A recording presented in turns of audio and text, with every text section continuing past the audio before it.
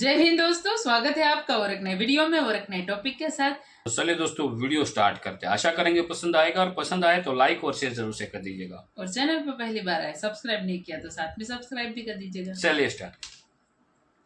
आप 100 दफ़ा हजार मैं 2014 में भी ये बात यहाँ पे उस वक्त प्रोग्राम जो थे, बहरहाल जब ये मोदी साहब आए हैं, मतलब वहाँ पे वो जो डायनेस्टिकल पॉलिटिक्स थी उसको तो चैलेंज किया, ख़त्म कर दिया तकरीबन।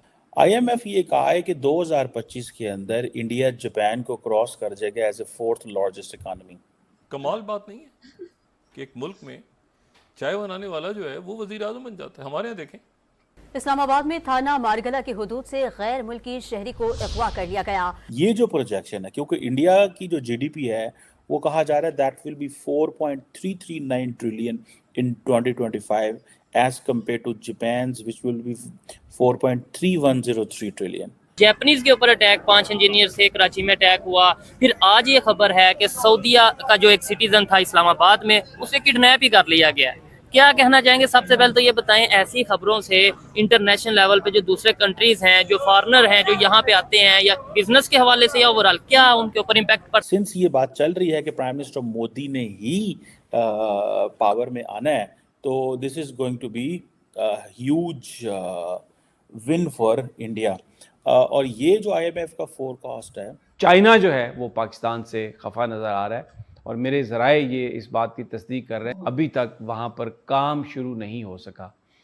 सो प्राइम मिनिस्टर मोदी के जो अगले 5 साल हैं, द नेक्स्ट 5 years, इंडिया जो है is going to be the third largest economy in the world.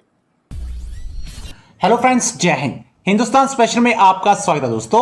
जैसा कि दोस्तों आपने क्लिप में देखा, पाकिस्तानी मीडिया ये चर्चा कर रहा है कि प्राइम मिनिस्टर मोदी ने वंशवाद राजनीति को बिल्कुल ही खत्म कर दिया। जैसे ही मोदी प्राइम मिनिस्टर बने, उन्होंने डायनेस्टी पॉलिटिक्स की जड़ें हिला दी।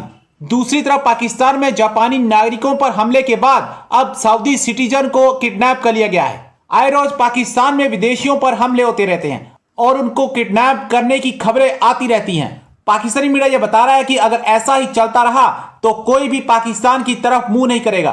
दूसरी तरफ अगस्त 2021 में काबुल में अशरफ गनी सरकार के पतन के बाद अफगान तालिबान ने पूरे अफगानिस्तान पर कब्जा कर लिया था। इस दौरान अफगान तालिबान को पाकिस्तान का पूर्ण समर्थन हासिल था, लेकिन इसके बाद से ही अफगान तालिबान और पाकिस्तानी सरकार के बीच संबंध लगातार तनावपूर्ण होते जा रहे हैं। कई विशेषज्ञ मौजूदा तनाव का कारण अफगानिस्तान से होने वाली सीमा पर आतंकवाद में वृद्धि को मानते हैं।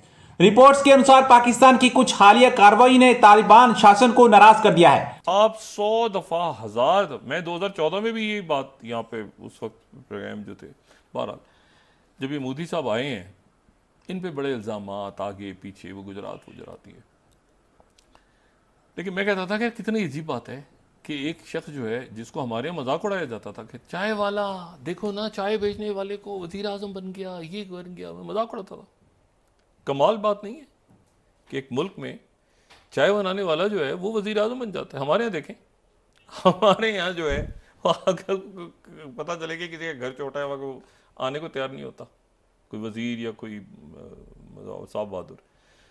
तो बात यह है कि ये जो है ये आप देखें कि वो मतलब वहाँ पे वो जो डायनेस्टिकल पॉलिटिक्स थी उसको तो चैलेंज किया, ख़त्म कर दिया तकरीबन। ठीक है ना, यहाँ जैसे बल्ले ने कुट मारी है, बल्ला ना होने के बावजूद, तो वहाँ पर वो ख़त्म कर दिया उसने, यहाँ पे बल्ले ने ख़त्म कर दिया, जिसको दोबारा जोड़ तोड़ के बनाने की अरेंजमेंट कोशिश की जा रही है। मैं फिर वही बात कह रहा हूँ कि नवाज शरीफ साहब बताएं कि क्या हुआ है उनके साथ। आईएमएफ ये कहा है कि 2025 के अंदर इंडिया जापान को क्रॉस कर जाएगा as a fourth largest economy. ये एक नया एस्टीमेट आया। जो इंडिया की जो ग्रॉस डोमेस्टिक प्रोडक्ट है, ये that will basically surpass Japan in 2025 और फोर्थ लार्जेस्ट इकोनॉमी, ये आईएमएफ कह रहा है। पिछली प्रोजेक्शन ये गलत थी, वो कह रहे हैं जो पिछली प्रोजेक्शन थी वो और थी, वो 27 तक थी। ये जो प्रोजेक्शन है, क्योंकि इंडिया की जो जीडीपी है वो कहा जा रहा है that will be 4.339 trillion in 2025 as compare to Japan which will be 4.3103 trillion. So वो 25 में क्रॉस करेगा।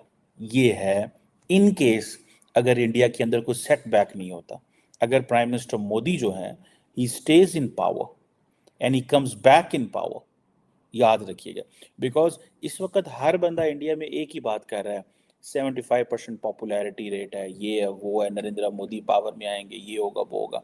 लेकिन अगर ऐसा नहीं होता तो देन ऑब्वियसली चीज़ें चेंज भी हो सकती हैं, बिकॉज जब नई हुकूमत आती है, नए फाइनेंस मिनिस्टर, नई पॉलिसीज़, नया कुछ, नई डीलिंग्स, बहुत कुछ ऐसा होता है।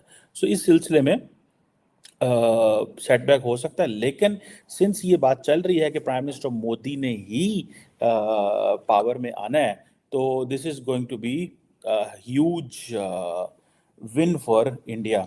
और ये जो IMF का फोरकास्ट है वो ये था, सॉरी, जो अक्टूबर में था पिछले, वो था कि इंडिया जो है वो जापान को 2026 में क्रॉस करेगा, जर्मनी को 2027 में क्रॉस करेगा।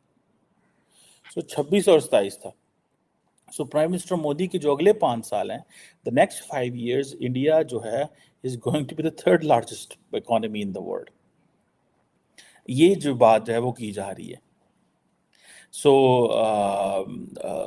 ये आप समझ लें कि अब जर्मनी जो है वो 2023 में चौथी बड़ी इकोनॉमी बना था, सॉरी तीसरी बड़ी इकोनॉमी बना। अब इंडियन जो रुपया है वो बहुत हद तक कहा जा रहा है कि इट रिमेन बैलेंस में रहा है, ठीक है जी। और इसमें सुनने में आया है कि जो रिजर्व बैंक ऑफ इंडिया उन्होंने इंटरवेंशन किया। बहरहाल ये ममालिक इंटरवेंशन करते रहते हैं, लेकिन क्वेश्चन ये है कि इंडिया को इससे एक तो एज मिलेगा, और मेरा ख्याल है कि खित्ते के ममालिक को थोड़ी सी एक जिसे कहते हैं ना, थोड़े से हालात ऐसे बिल्ड करना चाहिए कि इंडिया के साथ काम करने का माहौल बिल्ड करना चाहिए।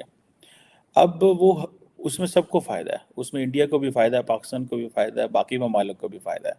क्योंकि देखें, मुझे ऐसा लगता है, मेरी ज़ाती अंडरस्टैंडिंग ये है कि पाकिस्तान और चीन के जो ताल्लुकात हैं वो अपनी जगह, कारोबार अपनी जगह, लेकिन जो पाकिस्तान को एक एडवांटेज है लैंग्वेज का इंडिया के साथ, वो पाकिस्तान को चाइना के साथ एडवांटेज नहीं है। सो पाकिस्तानी बिजनेसमैन जो हैं, if they are working with Indian businessman, तो they can make more money. So political ताल्लुकात जहाँ पे हैं वो वहीं पे रहें। Let's not talk about Kashmir, let's not talk about other things, but let's talk about business, economy में बात करते रहें, ठीक है जी। और अब इंडिया जो है वो इकोनॉमी तो अपनी जगह, लेकिन कहा जा रहा है कि इंडिया जो है it is going to be another AI hotspot. एक विनोद खोसला है, एक वेंचर कैपिटलिस्ट है सिलिकॉन वैली के अंदर, वो ये कह रहे हैं कि इंडिया जो है वो आर्टिफिशियल इंटेलिजेंस इनोवेशन के अंदर जापान एंड इंडिया ये नेक्स्ट AI हॉटस्पॉट है, ठीक है जी। और ये जो खोसला साहब की जो खोसला वेंचर्स है, ये बड़ी पुरानी AI के ऊपर काम कर रही है। थैंक यू दोस्तों, वीडियो को यहाँ तक देखने के लिए। और तो वीडियो आपको कैसी लगी कमेंट में लिखकर जरूर बता दीजिएगा। फिलहाल आपसे विदाई ले रहे, मिलेंगे और अपने वीडियो में आपके साथ। टिल देन, जय हिंद, जय भारत।